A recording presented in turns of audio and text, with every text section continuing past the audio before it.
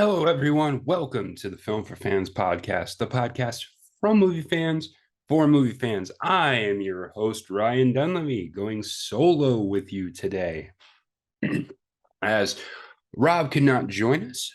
So we will have an excellent show for you, despite the fact that Rob is not here. And actually, if we're being honest, that maybe the show will be slightly better without Rob here. No, don't tell him I said that. Don't tell him I said that at all. Rob is great. Anyway, we have an excellent show. We're going to get you a box office update. We'll talk about a couple of DC and MCU superheroes, maybe or maybe not have a future in their roles. We will discuss New Year's resolutions for movies. And of course, we'll hit our watch list. All right, so let's get started with a box office update. For last weekend, New Year's weekend, Avatar once again uh, took tops in the box office. What's interesting about this is it had basically no drop off in total from week 2 to week 3.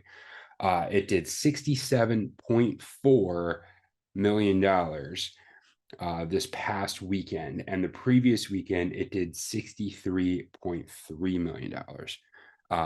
So it is virtually unheard of for a movie that new to have not only zero drop off, but actually an increase at the box office in another weekend. So this is further evidence that Avatar may be in for a long run at the box office, and it needs it given its massive budget in both cost and promotion of the film. So it seems well on its way. It continues to do really, really well internationally.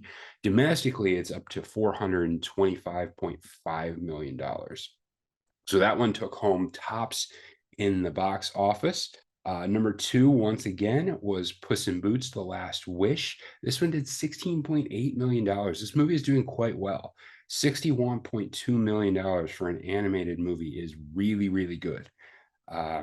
It has shown definitely some durable staying power in the box office. Its initial run did $12.4 million. There's some wonkiness with the numbers because of the holiday weekends, but it's actually also did better than it did the previous weekend. So this is good signs for both the box office in general and for these two lead movies. Black Panther was back up to number 3 at 5.1 million. This one has done 438 million domestically, so will probably in the next week be passed by Avatar in terms of number 1 at the box office in recent weeks.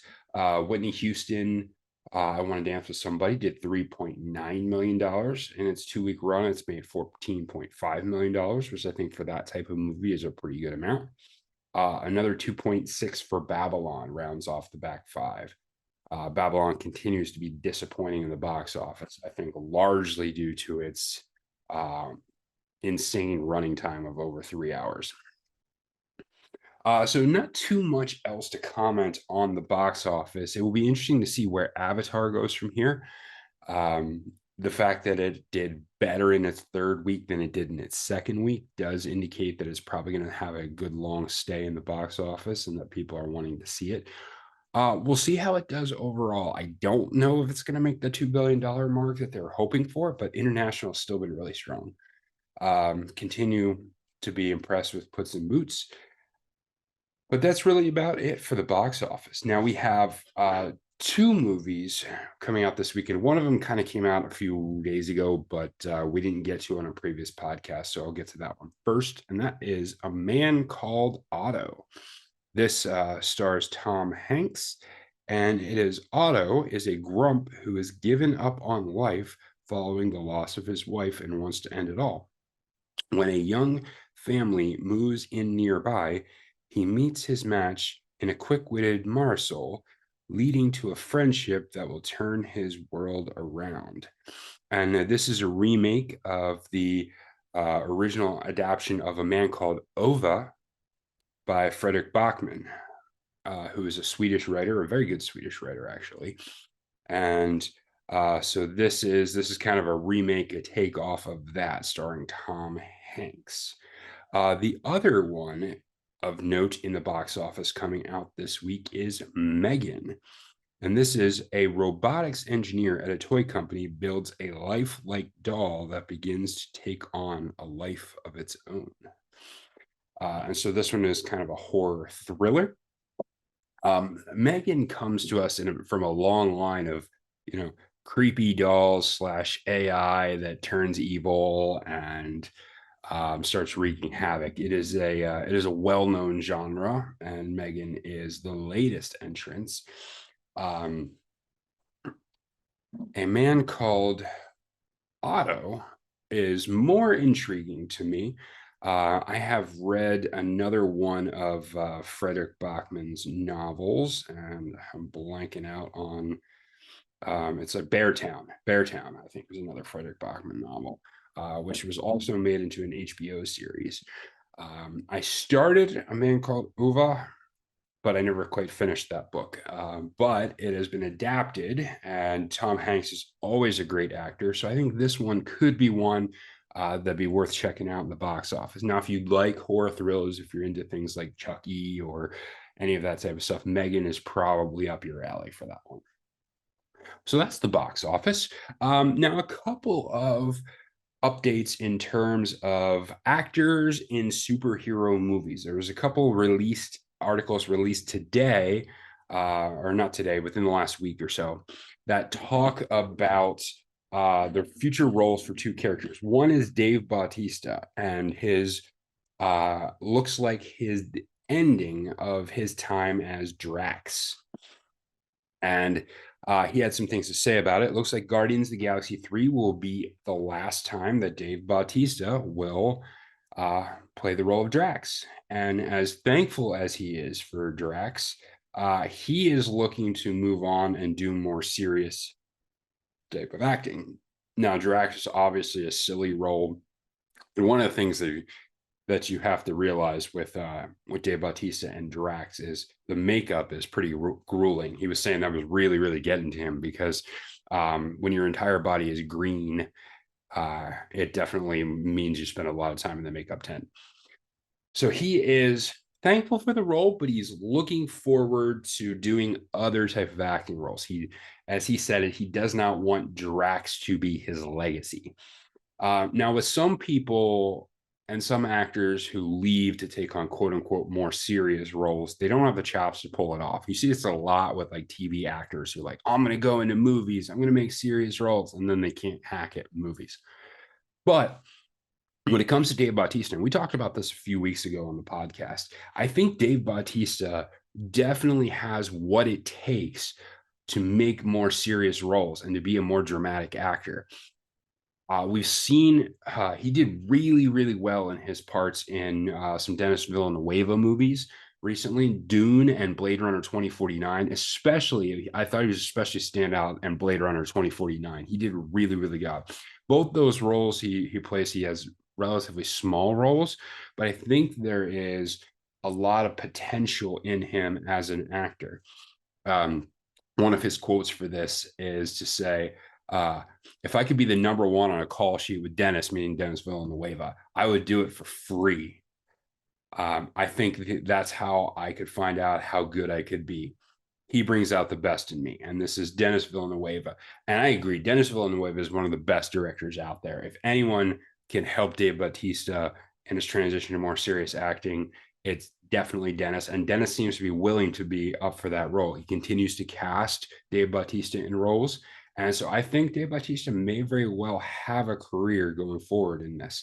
Now, one thing that's going to be interesting is Dave Bautista is a very, very large individual. And so it's going to be tough for certain roles to feel natural for someone of his size. But we'll see how that works. It's worked for The Rock. The Rock has made a great career out of it. And I think Dave Bautista is probably a better actor than The Rock. Maybe sacrilege, but we'll see. So that's the future of Dave Bautista. Guardians of Galaxy 3, last time as Drax.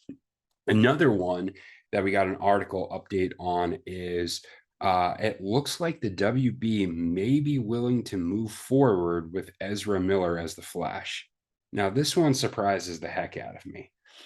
Um, Ezra Miller has had a tremendous amount of trouble and problems. He is under criminal investigation in multiple states and has had a long list of things that are potentially going on with him. He's facing legal issues in Hawaii, Massachusetts, North Dakota. And the charges are fairly serious: throwing a chair at a woman, grooming minors, and other misconduct. He was charged with felony burglary. Now he's pleaded not guilty. And so there's a lot going on here. And it looks like all Ezra Miller has had to do to get back in WB's good graces is to say, I'm sorry, and I have a bunch of mental health issues. Now, I have no doubt that Ezra Miller is facing a lot of mental health issues. That being said, I think moving forward with Ezra Miller as part of the future of WB would be a massive mistake on a number of levels. They were reportedly ready to potentially even ditch the Flash movie at one point. And basically, it seems like all he's had to do to get back in their good graces is apologize, say he has mental health issues, and then not get in trouble for a couple months. This is a pretty low bar to clear. And I would be concerned going forward with moving forward with Ezra Miller. I do not think that is a very good idea at all. While I understand that there certainly is for sure mental health issues going on with Ezra Miller, that cannot excuse some of his legal ramifications. And I don't think he has done enough to warrant keeping him around. And this would be really interesting considering we don't really know what the future of some of the DC things in under James Gunn now that he has taken over as directing. Already Wonder Woman 3 is out. Henry Cavill is out. It looks like The Rock might be out as Black Adam going forward. So if you're cleaning house at DC and then you somehow keep Ezra Miller giving all the stuff that he has, I think that would be a dramatic mistake. And I think that'd be the first sign we're looking for that this reboot isn't going to be that successful, in my opinion. So I hope they don't keep him on, but they have to at least play like they might, I think, because the Flash movie is set to come out this June. And so I don't know that you want to tank the movie before it even comes out by saying he's out. So I think what's probably happening here is they want to give the impression that he might not be out, just so that everyone's just like, well, why am I going to go see this movie if he's already out as the actor? I think that's probably what's happening here. But that's Ezra Miller, maybe not quite done with DC. Okay, so that's the end of the news update, and we'll do a quick discussion. New Year's resolutions for movies. So what are New Year's resolutions for movies? Basically, I'm going to tell you a few things that I would like to accomplish in the movie realm this year and what we can do some as a podcast this year as New Year's resolutions, as Film for Fans.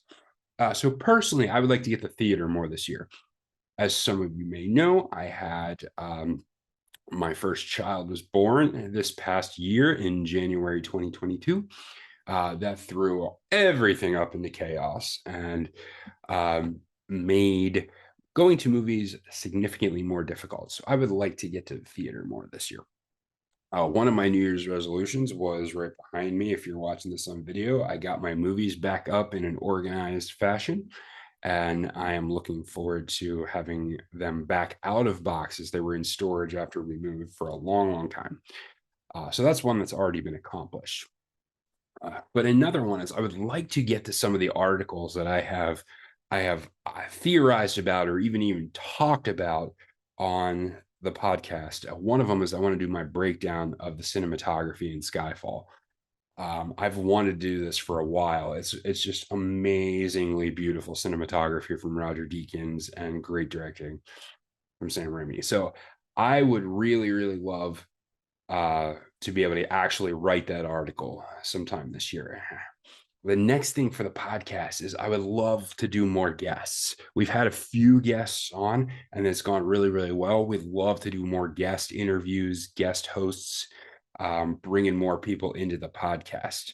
That would be a lot of fun. And I'm hopeful that we can do that a little bit more this year. Next thing for the podcast is for Film for Fans is social media.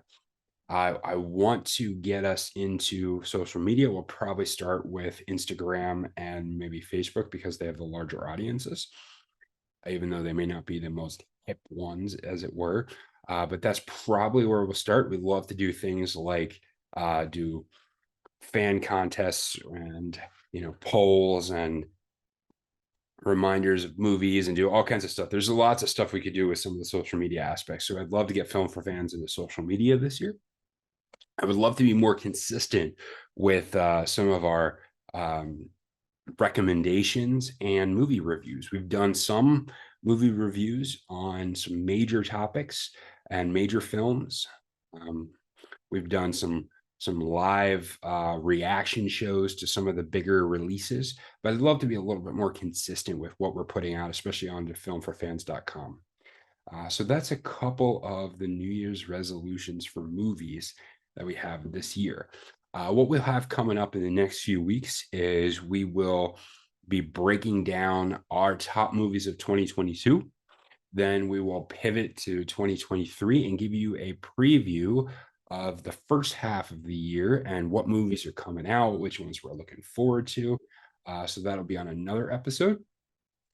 But you can look forward to that, and we'll try to write some of this stuff up for filmforfans.com as well. Now, moving on to our watch list. So these are movies that I watched over the past week. I watched two main ones this week. One was rewatched Spotlight, and this was the film about the Boston Globe breaking the basically the child sex abuse within the Catholic Church, especially in Boston, but then it branched out further. I do love a good investigative journalism story. I do think those tend to be to portray, writers and journalists as these far-flung heroic figures, far more than they deserve. But it was a really good story. It was a really well-made movie. I would love to see some of this stuff on some other things as well. But it was a really well done movie, really well acted, that type of thing. So good movie. And secondly, I'm starting to go through the Mission Impossible movies in preparation for Dead Reckoning, the next Mission Impossible movie, which will be coming out this year. If you, on a side note for that, if you did go to see Avatar in IMAX, you got a clip of behind the scenes of one of the stunts from Dead Reckoning. And Tom Cruise at 60, still doing insane stunts, is amazing. So make sure you check that out if you haven't gotten a chance to. But I'm going through the Mission Impossible movies. So I started with the original Mission Impossible in 1996. It's a really, really good film. And even though the technology is different, it still holds up really, really well. This watching, some of the things that stood out to me was we talked a while ago about camera angle. And the camera angles in this one are really, really interesting. Brian De Palma was the director. And there are so many scenes where you're in the middle of dialogue or somebody is talking and they're shooting it from below. So you're looking kind of up and at an angle at the person's face. So you're getting a little bit of side profile, a little bit from like their neck looking up towards their forehead. It's interesting. You don't see that a lot in films. That angle is very different, very unique. And what it serves to function in this movie is it creates a sense of drama. It creates a sense of something isn't right here. Like you're suspicious. It creates a suspicious element.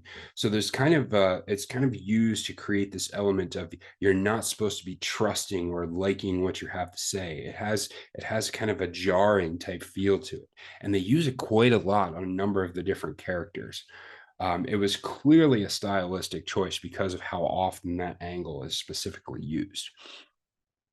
So if you check this out, and I recommend you do, all the Mission Impossibles are on Paramount Plus, but I believe some of them are on like Amazon Prime too, or maybe Hulu. I'll have to check on that. But uh, one of the other scenes that really stands out in this one is towards the end of the film, after John Voight's character comes back supposedly from the dead and meets Ethan Hunt in London. And one of the things that happens in that scene is Ethan is trying to piece together in this conversation with John Voight how everything must have played out in the opening scene where everyone dies or supposedly dies. Um, John Voight tells him that it's actually, you know, their CIA boss who had shot him, and so Tom Cruise has put together that John Voight is lying, but he's trying to piece it together during a conversation with John Voight. And so he's saying one name. He's saying, okay, Kittredge could have done it this way. Kittredge could have done it this way. But the director is showing you kind of what's going on in Ethan Hunt's mind, and it's showing you John Voight doing those things. So it's an interesting stylistic choice because you as a watcher do not necessarily know what happened, and so you are seeing inside Tom Cruise's head while Tom Cruise is telling you something else. So it kind of in some ways spoils the mystery, but it doesn't. At the same time, it's giving you an insight into what Tom Cruise's perspective is. So you're getting to think alongside of him. And so it was an interesting directorial choice, and I like it. I think it works really well. But the juxtaposition makes for some interesting film.